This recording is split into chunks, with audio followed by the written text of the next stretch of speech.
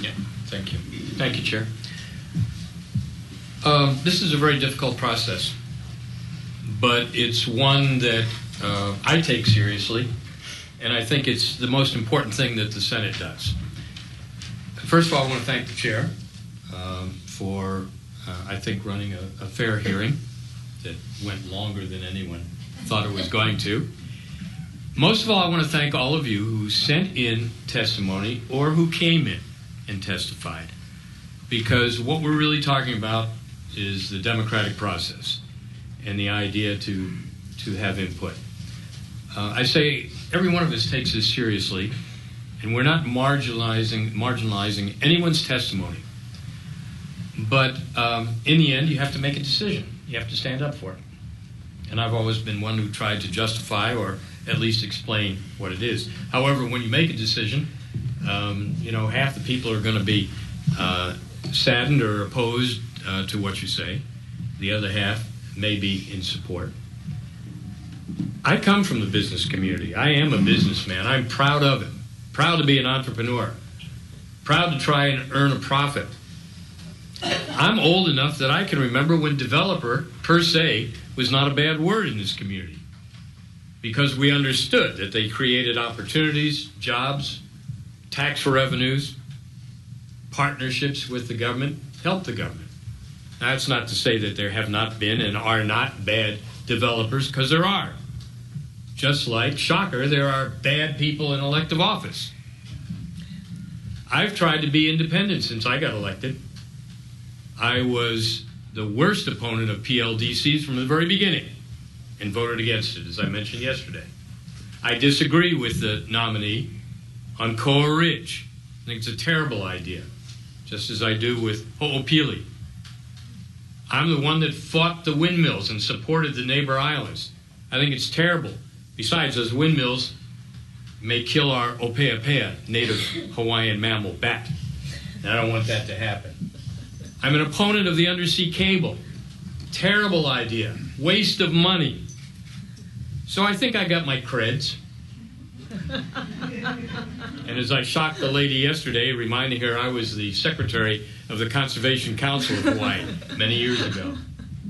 I say this because one of the issues here today is, can a person come from the development community, agree to a very important government position, and then, as the analogy has been made, change uniforms or whatever? The nominee said, yes, I believe him. Why not? From the very beginning, people have been lobbying me and asking me, well, how are you going to vote? And I have a lot of friends sitting in here that oppose the nomination. And yes, we had a stack like this in opposition. And I was asked from the very beginning, will you support us and vote no? And my answer was then, I will wait until the hearing. That's what the process is all about. To listen to all of you, to listen to him, to ask questions. And that's what I've tried to do. Now, a couple points. The nominee has said on many occasions, to derision from some people, that he would obey the law. Gee, if all of us would do that, what a better legislature you would have. Because we don't obey the law. So I think as a beginning, that's an excellent starting point. The other thing is, can he really be expected to give up his friendship with his developer friends and past positions? He says he will. I saw in the 9 hours yesterday and today no smoking gun of any illegal activity that he's done, any ethical problems that he's had, any question of integrity or character. But we're not voting on a nominee because he or she is a nice guy, or because, as one of the testifiers said yesterday, well, he's tall and handsome. I don't care about any of that. What I care about are several things. Number one, this is the governor's nomination. In the years that I've been here, I've only voted against 2 governor's nominations, and I thought for very good reason. But I think that the governor may know more than many of us. I call to mind the recent nomination of the chairman of the PUC, the Troubled Public Utilities Commission, that has so much to do with our daily lives. There was chatter that this nominee had no background in utilities or energy or anything else, and there was grumbling, not to the extent that we've had in this hearing. That appointment was confirmed, and within 1 week, that person who had no experience or anything else, as opponents said, told Hawaiian Electric what the law was going to be and what they had to do in terms of solar roofs, which couldn't be done by this legislature in 2.5 years. He did it in 1 week. When a nominee comes before us and we ask him questions and give him a public colonoscopy, as we did for the last day, you have a choice. You can believe what the nominee says or not. You can believe what the governor says or not. And those people that say, well, this is going, if this nomination goes forward, and I don't know what's going to happen on the Senate floor. Don't know. But if it goes forward, it's going to hurt the governor. The governor is willing to take that risk. He explained to you yesterday why he made this nomination. He sat through all the testimony yesterday, and he's sitting here with us today. To me, that means something. But I'm concerned. Everybody talked about LRF, and I got to tell you, I was never that impressed with LRF coming before the legislature or the executive director or his statements. And many times, even though my background is in business, I discounted what they said because it didn't make sense to me. And I think many of my colleagues did that as well. I was a little disappointed that the nominee did not have more of a knowledge of what the organization was doing since he was sitting on it. But that's beside the point. Everybody pointed at LRF. That's one organization. There were close to 30 environmental organizations, most of whom I have a great deal of respect for. And I know about that effort, that volunteer effort that you folks put in. The vice chairman brought up the difference between 1978, the Constitutional Convention, and now. We have very strong and positive environmental laws. We have very strong and positive environmental organizations. If this person is confirmed, you are not going to let him get away with things. But he has told you he's not going to tear down the laws. I don't know. People came yesterday and said they're scared, they're horrified, they're afraid. Be afraid of ISIS. Be afraid of North Korea. Don't be afraid of a nominee for this position. Because ultimately you have shown you do have the power. And regardless of how the final vote comes out, you are going to keep that nominee's feet to the fire, whether it's this one or somebody else. And that's a good thing. And we all will.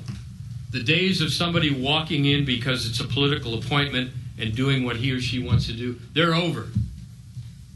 And part of that is because of you and because of your activities. But in terms of learning curve and whatever, I think, first of all, that a number of the statements that the nominee made and the comments he made were taken out of context or were used in a way that, while people may disagree, that's not what he said. That's not what I heard. And so I take him at his word. I also heard statements about preservation versus development. And it put a pall on all development.